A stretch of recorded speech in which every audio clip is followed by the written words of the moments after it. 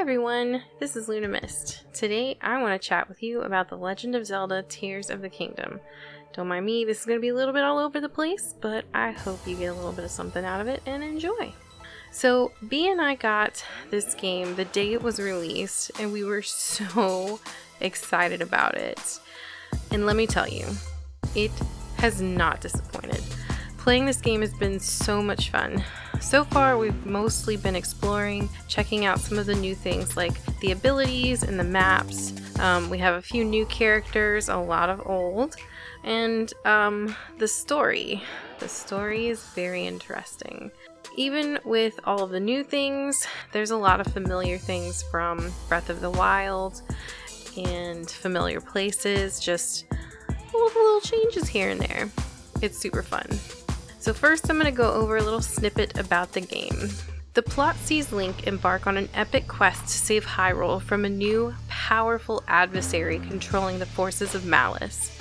With a damaged Master Sword and mysterious new abilities, Link must unravel the secrets of a golden orb and restore peace to the kingdom. The ultimate aim is, as it always has been, to track down Princess Zelda and save the realm from an encroaching evil. But how you get there is up to you. Set out for adventure in a transformed and expanded Hyrule. Find new ways to explore, create, and discover on an epic journey fueled by your imagination. Mysterious floating islands have suddenly appeared in the skies above Hyrule. Link must use his newly acquired abilities to navigate the islands and unlock the secrets they hold. The sky isn't the only thing that's changed in Hyrule. Familiar locations have been dramatically transformed, with new towns, dank caves, and mysterious gaping chasms springing up across the world, all waiting to be explored. Pretty exciting, right? Now let's talk about some of these new abilities. First off, we have Ultra Hand. With Ultra Hand, Link can pick up, move, and rotate objects. He can even attach things together to create bridges, vehicles, and more. It takes some getting used to, but making things like bridges and shelters come in handy for sure. Just don't be like me and drop a bridge that you just spent forever making off a cliff to the depths below. Second is Fuse. You can magically fuse objects to Link's current weapon, shield, or arrow to increase durability, damage, or even added a new effect. This makes all the difference in battling. Even with a low-powered bow, you can attach a bomb flower to it and do some real damage. It's pretty awesome. Third, we have Ascend.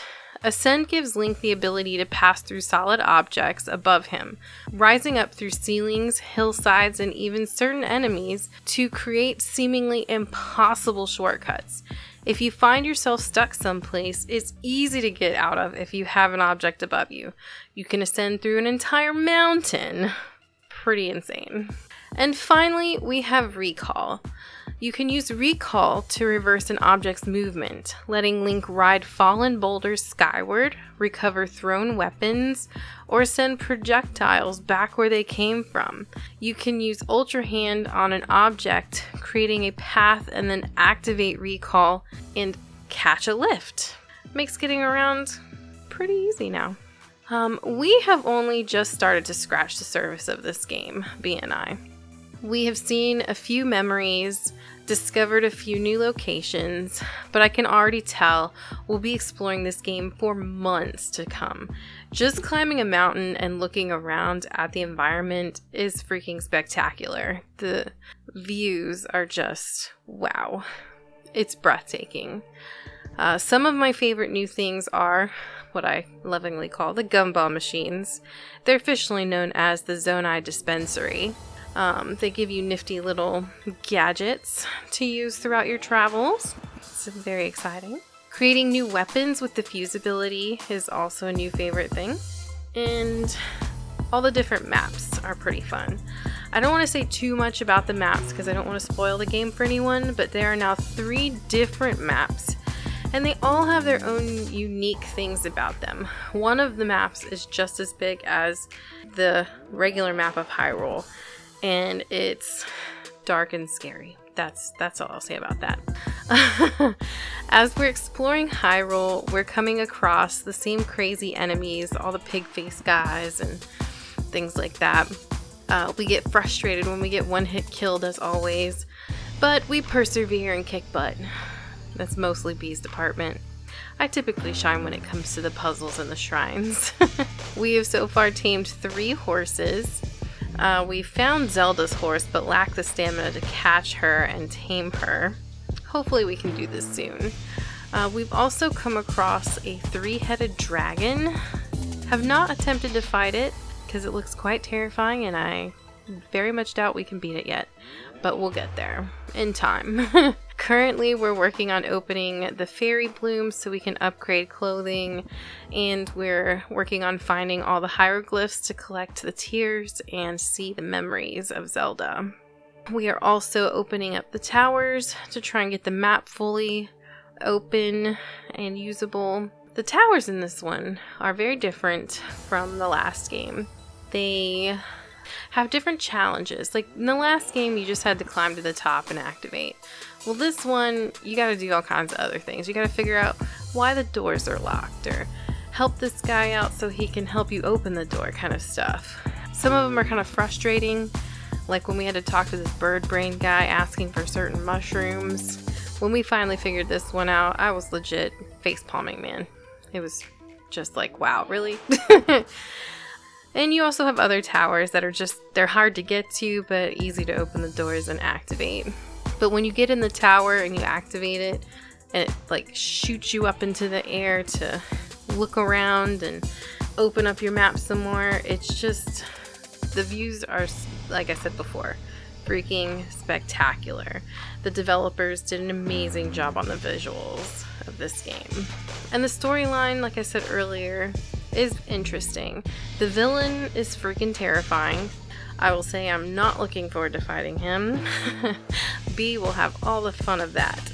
Alright, now we'll check out some reviews. As y'all know at this point, I'm a fan. I give it a 10 out of 10 myself. One guy, Gara10, says an amazing sequel that manages to improve what Breath of the Wild did. A truly innovative way to approach the genre that lets you play however you want in the most creative ways.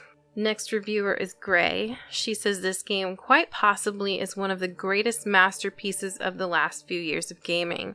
The start, brilliant. The mid-game, terrific. The end, an absolute masterpiece. This game has immediately become one of my top games of all times, surpassing Breath of the Wild while keeping the same nostalgia of all that and prior Legend of Zelda games. I give this game solidly 10 out of 10.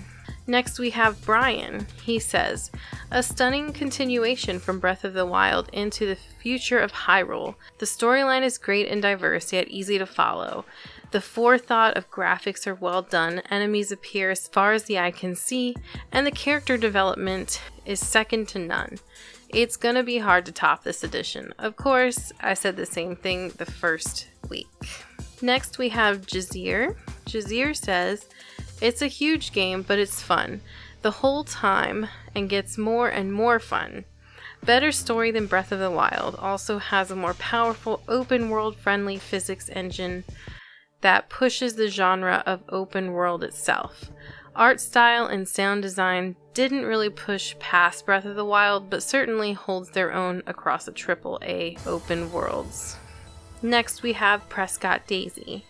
She says, it's okay to die a lot. It's harder than Breath of the Wild, especially if you haven't played in a while. Also, don't forget Ascend. You're never going to get stuck on a puzzle. You just forgot about Ascend. So it looks like others are feeling the same about this one as me. Everybody gave it a 10. Not a bad review in the whole bunch. So if you are a fan of Zelda, any of the Zelda games have passed, and you have not checked this game out, please, please, please do so. Highly encourage it. You will not regret it at all. That's all I have for today. I hope you enjoyed, and I will hope to be back soon with a little bit more, probably from Zelda. That's it for today. Bye!